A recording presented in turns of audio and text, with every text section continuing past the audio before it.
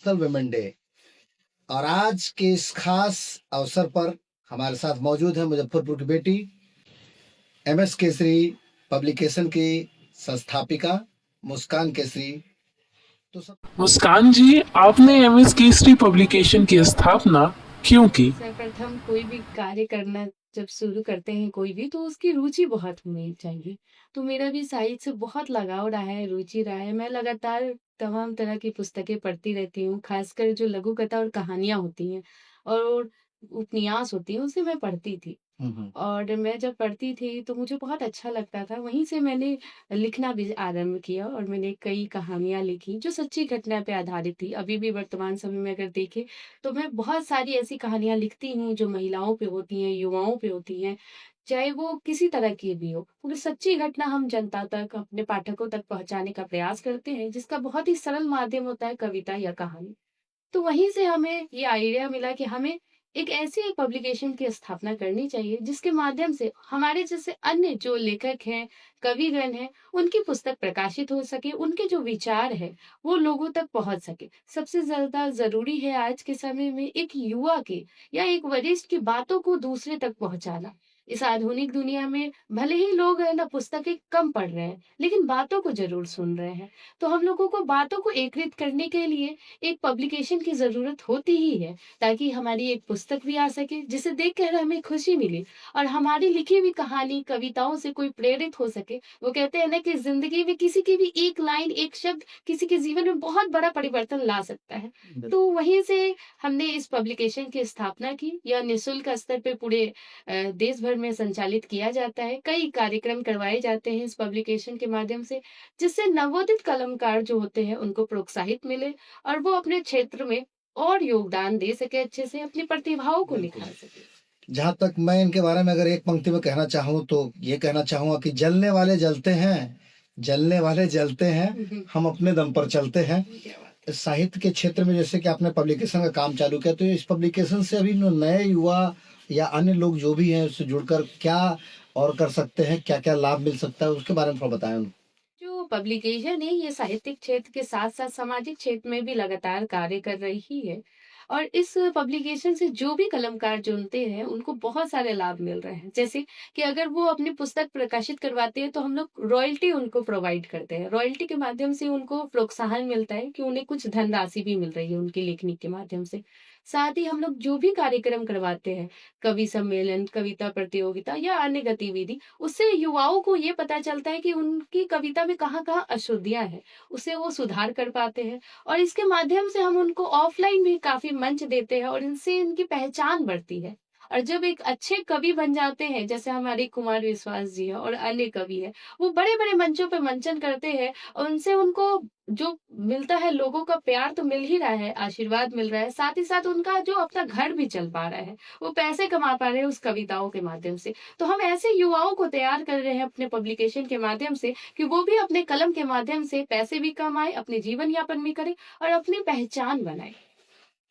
तो मुस्कान, हम ये जानना चाहेंगे कि आज इंटरनेशनल वुमेन डे है, तो सवाल ये आता है कि भाई महिलाओं के बारे में आप कुछ बताएँ कि महिलाएँ इस क्षेत्र में क्या देखिए, आज वुमेन्स डे का खास दिन है और महिलाएँ हमेशा से ना अपना बहुमूल्य योगदान समाज के हित में देती ही आई हैं।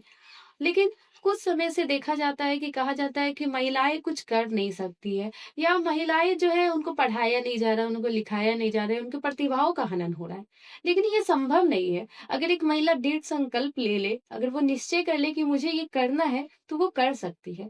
एक महिला जानती है कि उसे घर कैसे सँभालना है, चाहे वो अन्न कम हो, अनाज कम हो, पैसे कम हो, लेकिन उसमें भी वो कैसे घर चलाती है, उनसे जाके आप पूछ सकते हैं। वो अच्छा संचालित कर सकती है जब अपने घर को, तो क्या आपको ये नहीं लगता वो किसी भी क्षेत्र में अपना योगदान दे सकती है?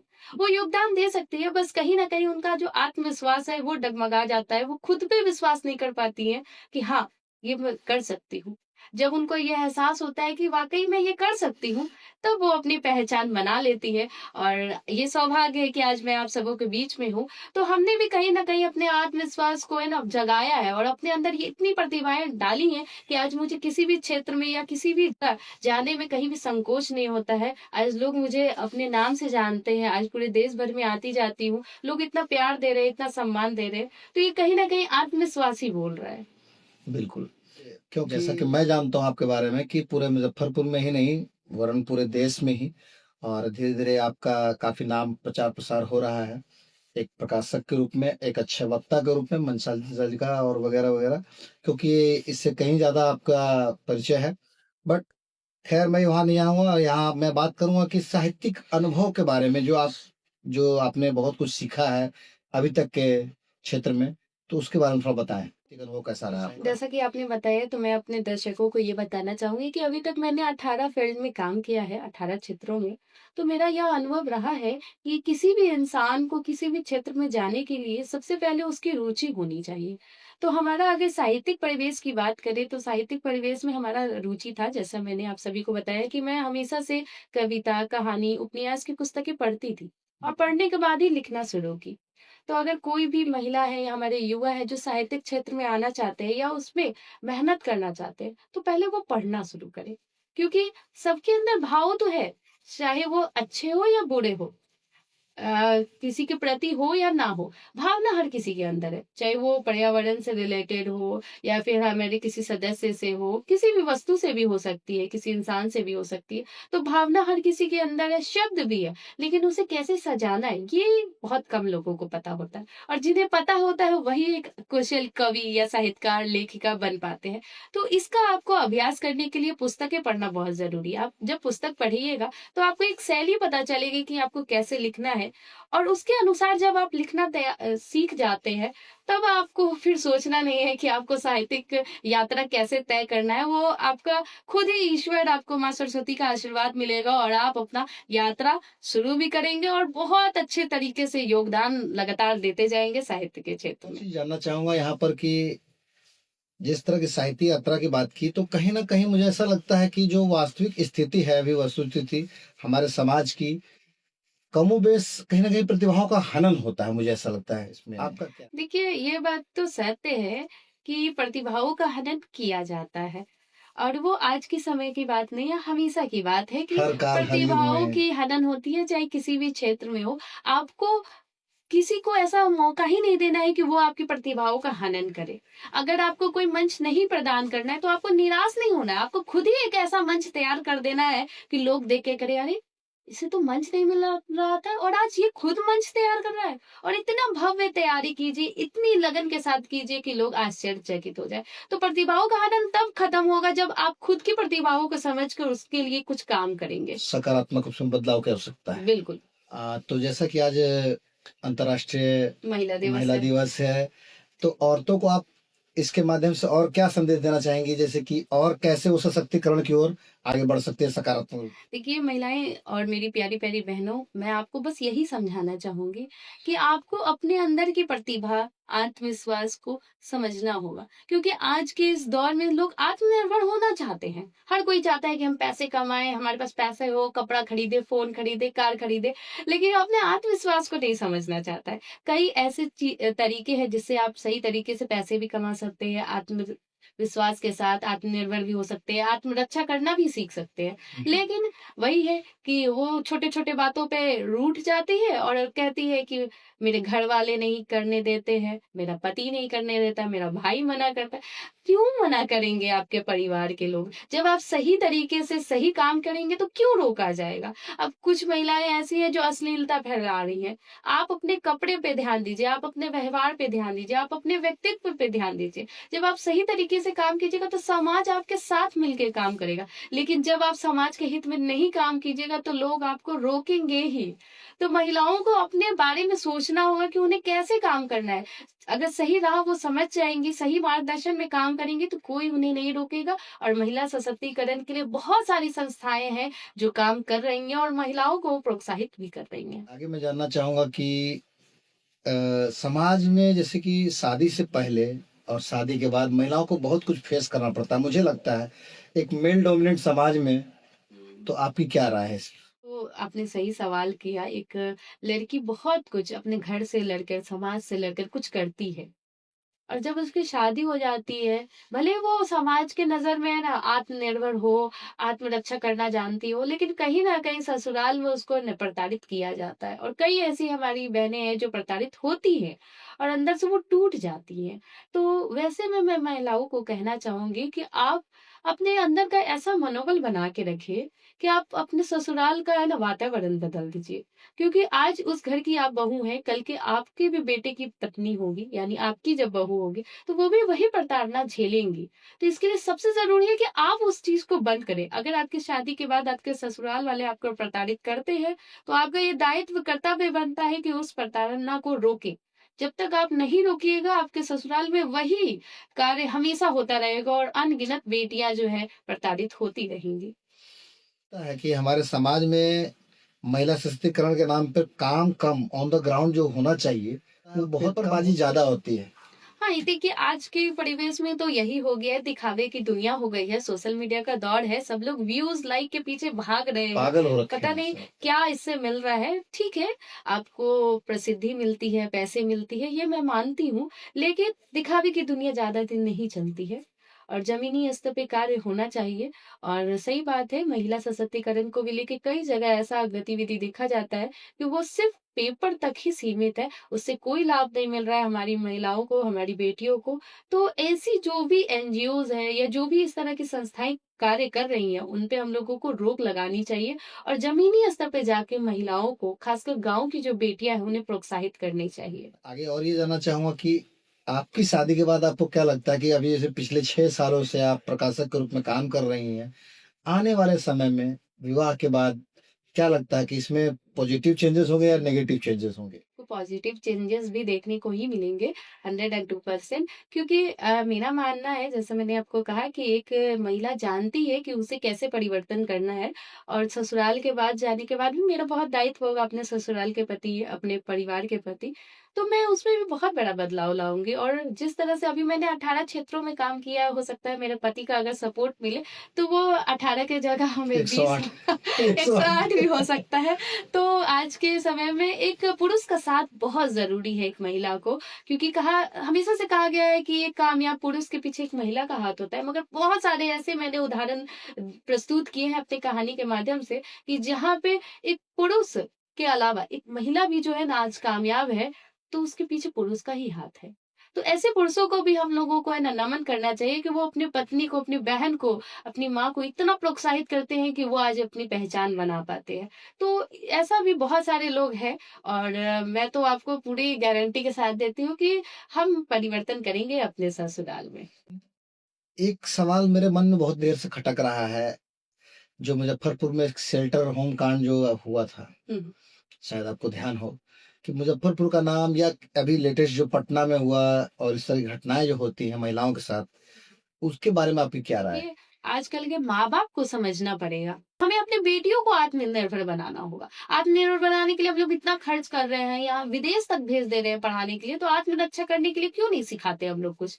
इतनी सारी सेल्फ डिफेंस अकेडमी चल रही है, इतनी सारी चीज़ें हैं, तो हम लोग अपनी बेटियों को नहीं सिखाते हैं। ना हम अपने बेटों को सही संस्कार दे पा रहे हैं कि दूसरे की बहन को भी अपनी बहन के रूप में देखो और ना ही हम अपनी बेटियों को आत्मरक्षा करना सिखा रहे हैं। तो ऐसे माँ-बाप को क्या कहा जाएगा? आप जितना बच्चियों को पढ़ाने के लिए खर्च कर रहे हैं, उतना ही पैसा आप उस पे भी खर्च कीजिए ना कि वो अपना है ना आत्मरक्षा करना सीख सके, वो जवाब देना सीख सके। अभी बच्चियों को बचपन से ही हम लोगों को गुड टच, बैड टच के बारे में जानकारी देना पड़ेगा। क्योंकि आज के इस समाज में क्या पता कि कौन आपको लग रहा है कि ये बहुत अच्छा मनुष्य है, ये बहुत अच्छा इंसान है, लेकिन वही दानव के रूप में हो मौजूद। तो इसके लिए बेटियों को समझना पड़ेगा और ये बहुत भगवान की ही वरदान है सभी बेटियों को कि उनको अनुभव हो जाता है कि हाँ, ये एहसास हो जाता है कि ये इंसान सही नहीं है और ये इंसान सही है। तो उनको परख तो है, लेकिन कहीं न कहीं वो समझ नहीं पाती है जिसके कारण इस तरह की दुर्घटना होती है और इ इस परिवेश को बदलने के लिए हम सभी को काम करना होगा, ताकि हमारी बेटियाँ जो है वो आज़ादी के साथ घूम फिर सके, अपने काम को कर सके। मुझे लगता है कि लड़कियों से ज़्यादा एक सामाजिक जो स्ट्रक्चर हमारा यहाँ है समाज का जो, उसमें आमूल-चूल परिवर्तन की भी आवश्यकता है। तभी जाकर जो हम महिला सशक्तिकरण की बात करते हैं, वो सिर्फ़ पेपरबाज़ी पर कुछ काम हो सके। हाँ, हाँ, बिल्कुल देखिए, कदम से कदम मिलाकर चलना होगा पुरुषों को भी, महिलाओं को भी। जब दोनों एक साथ रहेंगे तभी एक परिवेश बन पाएगा सामाजिक और और तब लोग काम और चीज़ मैं यहाँ पे जोर देना चाहूँगा कि जिस तरह की जो बात हमने कर रही है यहाँ पे जो कर रहे हैं कि इसको वाक़ई में निराकरण क्या है, समाधान क्या है? क्योंकि देखिए रोकना क्योंकि मानसिक प्रवृत्ति को बदल हुँ, पाना बड़ा आसान नहीं होता है। हुँ, हुँ। वो बहुत रिफ़ाइनमेंट की ज़रूरत होती है और बहुत स्टेजेज़ उसमें लगते हैं। तो इसके लिए हमें जो काम करना होगा पूरे जड़ से काम करना होगा और कहीं न कहीं समाज के एकदम निचले स्तर से लेकर और बिल्कुल अंदर से कहते हैं ना कि इनर चेंजेस की ज़रूरत है हुँ, हुँ। और हमें इस पे काम करने की ज़रूरत है कहीं न कहीं। और साथ ही साथ मैं चाहता हूँ कि लड़कियाँ अगर कुछ भी थोड़ा भी उनको लगता है, तो वो सही टाइम पे आवाज़ उठाएँ। क्यों? ऐसा क्या हाँ, कैसा हाँ, क्या है? हाँ, हाँ, बिल्कुल। देखिए क्योंकि सही टाइम पे नॉक करना नहीं अगर नहीं करते हैं, तो वही गलती होती है। वही फर्स्ट स्टेप ही हमारा अगर गलत पड़ता है, तो शायद हम वहाँ पर देखिए, इसमें आप बेटियों को कैसे गलत कह सकते हैं? इसमें आप परिवार के परिवेश को कहिए।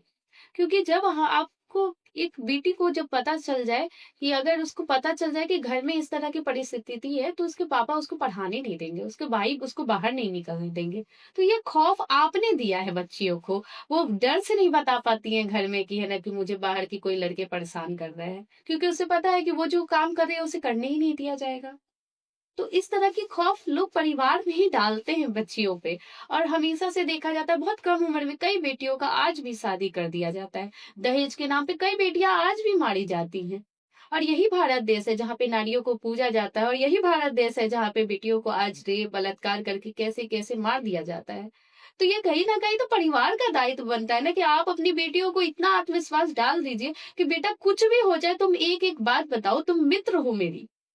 ऐसा तो परिवेश नहीं दे पा रहे हैं ना परिवार। अगर परिवार ऐसा परिवेश नहीं देंगे तो आप कैसे उम्मीद लगते हैं कि एक बेटी है ना निसंकोच होके अपने पिता से, अपने भाई से कह सके? 2 कदम भी चलना उसका बड़ा मुश्किल हो जाएगा बहुत अगर मुश्किल है। देखिए, आज के इस परिवेश में आज महिला दिवस है, खास दिवस है और सिर्फ़ महिला दिवस है, ऐसे नहीं सेलिब्रेट कीजिए। महिला दिवस हर साल के 365 दिन आप सेलिब्रेट कीजिए, लेकिन उसके लिए आपके अंदर एक बदलाव की भावना होनी चाहिए। बस ये इंटरव्यू तक सीमित नहीं है बहनों मेरी बात। मैं आप सभी से बस यही प्रार्थना करती हूँ और यही निवेदन करती हूँ कि आप लोग जहाँ भी रहें, स्वस्थ रहें, लेकिन अपने अंदर की प्रतिभा, अपना आत्मरक्षा करना वो सीखना होगा। कभी भी कोई भी किसी के साथ हमेशा नहीं रह सकता है। भले ही शादी हो जाए लेकिन पति-पत्नी हमेशा साथ रहे ये ज़रूरी नहीं है। आज के समय में सब लोगों को पैसे की ज़रूरत है, तो पत्नी भी काम कर रही है, पति भी काम कर रहा है। पति को भी है ना 9 से 10 बजे तक काम करना है, उसे भी 9 से 10 काम करना है। तो दोनों एक साथ रह के दोनों की देखभाल नहीं कर सकते, सुरक्षित नहीं रख सकते हैं। तो पत्नी को समझना होगा कि हमें कैसे परिवेश में रहना है और कैसे हमको अपनी है ना आत्मरक्षा करना सीखना है।